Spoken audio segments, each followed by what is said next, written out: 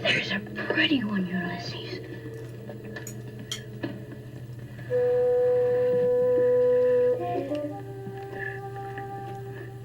There it is. Hello, BookTube. I'm Sean the Book Maniac. Welcome back to my channel. Here I am with the Friday Reads outside. Beggars can't be choosers. This is a bit too sunny, but you don't really care about my right shoulder that much, do you? Or the voluminous hair on the left side of my head. It's 12:30. I read the morning away to have more to tell you about. I have 3 bails to tell you about. I bailed on a Descant for Gossips by Thea Astley. That was the Australian novel that Kim and I decided to buddy read instead of My Brilliant Career, but I continued to read My Brilliant Career and added another buddy read, which ended up being kind of a mistake because I'm swamped. I'm not going to say too much about it. When I've dug myself out of the hole that I'm in, literally, reading-wise, I will tell you how deep of a hole it was. But until then, I'm just too ashamed. It did affect how liberally I've been bailing this week. It feels great. So, a Descant for Gossips, Thea Astley. Maybe she's a good writer. I didn't like the writing here at all. I was going to look something up to read to you, but I won't take the time to do that. Very formal prose and incredibly pretentious diction. So in my short bail review, I cited 3 adjectives and adverbs that finished me off in chapter whatever it was, 3 or 4. Prognothos, I'll type the word in here, prognothos, and it means something about your jaw, I think. Ellipsoidal, I looked that up, I've completely forgotten. We don't need this word, certainly not in literary fiction. And rachitically, which means like rickets. So rickets is some kind of a disease, so that kind of a thing on the skin or something like that. It was just ridiculous. So I just hated the writing, and I found it kept me outside the story. Didn't enter into the lives of the characters, so I bailed. I got 40% in, but I wasn't happy. I wasn't happy in those. Prognathos, ellipsoidal, and rachitically finished me off. I will please tune in to Kim's Saturday, whatever she calls her, Saturday Reads video, weekly check-in video. She'll have some things to say, but I'll let you find out on her channel. You should be all watching her channel anyway. So that was the first bail of the week. The second one was the queer novel Neotenica by Joon Oluchi Lee, Korean-American novelist, and I read 70% of it. It was only 100 pages, but you could not have paid me to read the last 30 pages. The writing was good, but the story was so stupid, so boring. I mean, it was described as being about queer femininity that's not trans and not gay male, not lesbian. So straight femininity as kind of a queer thing. I didn't see any of that, and I read 70%. I kept introducing some characters. Some characters seemed interesting, other characters not so much. Some competently narrated sex scenes, not erotically narrated, but that's fine. But I got to 70% and I said, I'm still waiting for the freaking story to start. I mean, I don't mind plotless fiction, but this was supposedly going somewhere, and these characters that had been introduced, I read 70 pages and none of them had met, except the married couple. But it was just, it just made me angry. And I also thought the writing kind of tapered off, so didn't finish that one. And finally, and maybe most sad of all, especially because I spent $50 for the softcover book, this Indian novel that for Indian Lit Readathon, 6 Acres and a Third by Fakir, Mohan, Senapati. If you like satire, you might enjoy it, but there wasn't much of a story here either. I got just past halfway through the hole that I'm in. I just kind of did a gut check. Do I really care about anything going on here? No.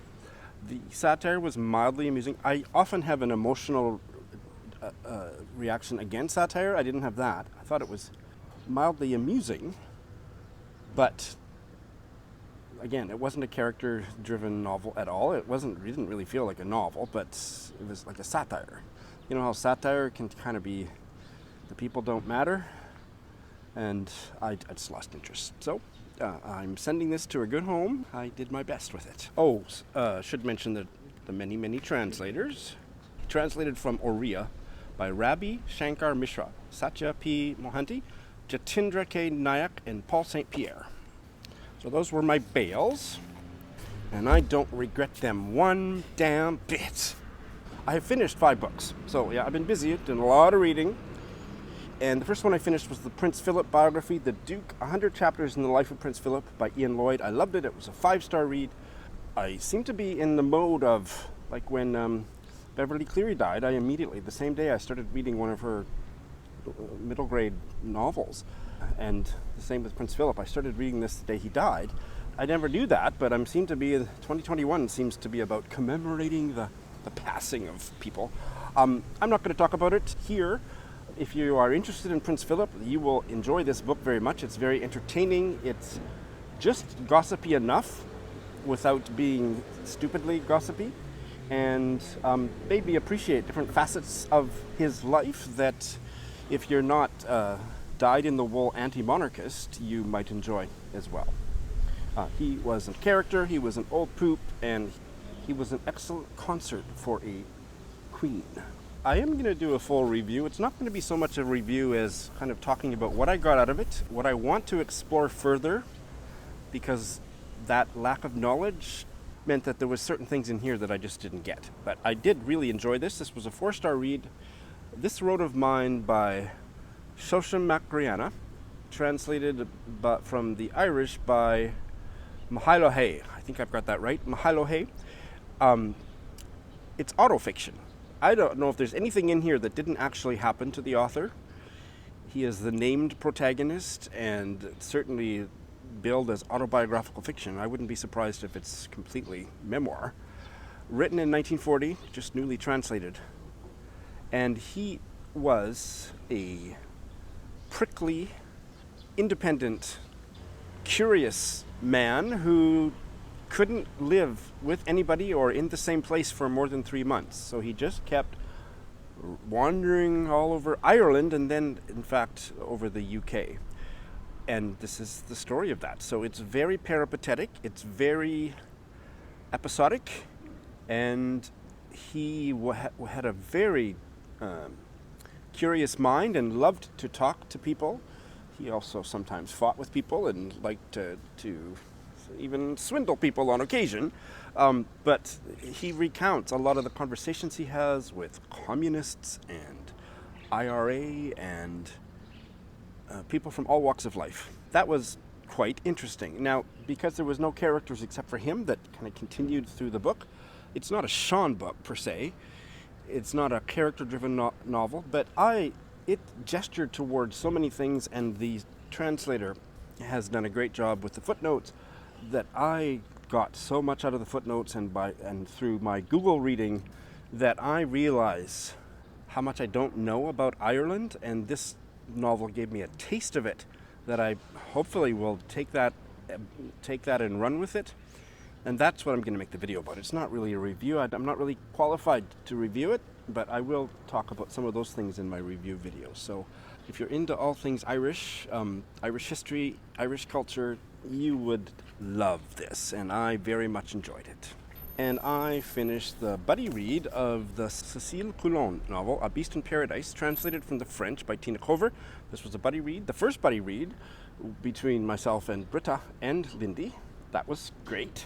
We're still actually wrapping up discussions, but I finished this book yesterday morning, and I didn't like it. I didn't hate it, didn't like it. 3-star read. Great translation, and the writing was very, very fine, but it was quite gothic. It reminded me of a kind of Wuthering Heights knockoff. It didn't achieve the masterpiece that was Wuthering Heights, but it kind of reminded me a lot of the themes, and the love theme and the farm or property theme definitely resonated with this story. It had its moments. I'm not going to do a full review, but it's about a farming family where the young parents die in a traffic accident and the grandmother raises the 2 kids. And then the daughter grows up and she falls in love with the most beautiful boy in all of France. And they start dating in high school, and she basically has a breakdown when he announces that he's going to the city to study or to work or whatever. She has no intention of ever leaving the farm. So it's very much about being rooted on the farm, but with a gothic atmosphere that it stretched the story in ways that I didn't think the character work supported. So I ultimately was pretty unhappy with the second half. It's violent, there's some gruesome stuff, a revenge story, and probably would have given it even less than 3 stars, except for the last chapter was masterful and made up for a lot. So if you like Gothic, you might not find much fault with this. I don't like Gothic, and I don't think the Gothic stuff was handled all that well, but I think people that are into that kind of an atmospheric story, where the character development isn't as important as the atmosphere in here was very powerful. Kind of mixed bag, but glad I read it. The top half of this cover is kind of disappearing into the background, isn't it? And I finished on audio, sometimes a audio text combo, but mostly just audio, the P.G. Wodehouse novel Right Ho Jeeves. It's number 6 in the Jeeves series, according to Goodreads. This was because of Roz of Scally-Daddling About the Books, praising it to high heaven on her channel, and I think in some private messages to me on Voxer. I enjoyed it. I didn't love it, but I really, really enjoyed it. I enjoyed it far more than the collection of short stories that I had done on audio a few years ago. There's probably several versions on audio. Let me tell you who the narrator was. Simon Jones. Simon Jones was the narrator, and I don't think he's narrated any of the others, but if he does, or if maybe they're not on script, I will do more research, but Simon Jones does a masterful job. It's hilarious. So I don't like comic fiction. I mean, I feel like it's a waste of time. If I want comedy, I will watch The Golden Girls, and that's kind of, I don't, when I think of comedy, I don't think about reading. But he's a master, and it's very intelligent humor, and very linguistic, and very much about mannerisms, and the kind of straight man comic comedian duo between Wooster and Jeeves. Really, really well done. This was really funny. I didn't laugh out loud, but it's not the kind of humor that makes me laugh out loud, but I thoroughly enjoyed it. It was a huge success, and I'm sure there'll be at least one full episode of In Other Words, with all the language that I got out of it. So thank you, Roz. I really did enjoy it. You can breathe easy. It was a success. I don't think I need to read any more by him, because I just don't go in for that sort of thing. But if you go in for that sort of thing, the Jeeves books are amazing. And finally, just about an hour ago, I finished the Australian classic My Brilliant Career by Miles Franklin, 1901 or something. I enjoyed it. I actually really enjoyed it. Didn't love it, but I liked it a lot. So 4 stars. I didn't care for the writing, and I think part of it was intentionally kind of a precocious. Miles Franklin, she literally wrote it when she was 17, and her protagonist is very autobiographical.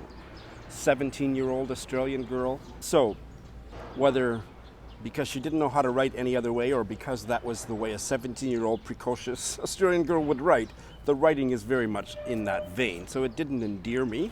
Nothing would qualify for a Sunday sentence, but it's quite a literary achievement. I really liked the protagonist. She was mercurial and intelligent and a very emotional person, and a proto-feminist if ever there was one. The fact that this is kind of the birth of Australian literature in that way, I mean, Miles Franklin, when she died in, 1956, I forget, but it was something like that, she left her estate for a literary prize in her name, the Miles Franklin Award, and then a couple decades later, the Stella Prize was in honor of her for women's writing in Australia, and she was very much of a feminist. She had a fascinating life after this book was published. Her parents and maybe other relatives kind of shamed her into, because there was a lot of gossip when it was published. People could identify themselves, and so she withdrew it from circulation, or tried to, and then it didn't come back into print for decades. I thought it was an acute portrayal of shame. She had a lot of shame about her appearance.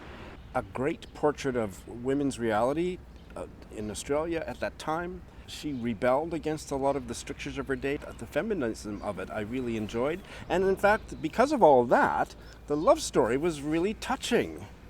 So, these are not quibbles. These are very serious things to me as a reader, but they were very minor in terms of space on the page. But there was racism, definitely. If you're going to read a book written at the turn of the 20th century, it would be shocking not to find racism. So, in that context, I'm not troubled by it, but, it's there and it's disgusting. But it probably takes up less than a page, the 2 times that it was so blatantly racist in the whole book. But more troubling is, and I haven't done a lot of investigation, but if you go to Miles Franklin's Wikipedia page, she turned into a racist and anti-Semitic and did some writing and some stuff about Australian nationalism that was very racist. So I don't like her. This novel, before she fell into her racism, I think you could still enjoy it, but I can see that there would be other readers that would throw her into the trash, and I wouldn't argue too strongly against that either. But I'm glad I read it. It really grew on me. With those provisos, especially for its feminism and the feistiness of the protagonist, I did enjoy it. So that's what I've read, and I'm going to try to finish a whole bunch more this week. And then maybe after that I will come clean with what I'm up against in my reading life. So I won't be starting anything other than that because I finished the Jeeves audiobook. I'm going to start that Australian audiobook. Remember I had plastic cover critic James on to recommend Australian lit, and he recommended a book that I have on Scribd as an audiobook. A Treacherous Country by Kruimink. It's on audio. It's not that long. I think it's about 6 hours maybe. So I'm going to start that because that doesn't really add to it's about 7 hours. That doesn't add to my commitments because I'm not doing anything else on audio. It's set in Van Diemen's Land. It's apparently got some humor and is an interesting work of historical fiction. And that is it. So I hope you're all well. Thanks for watching.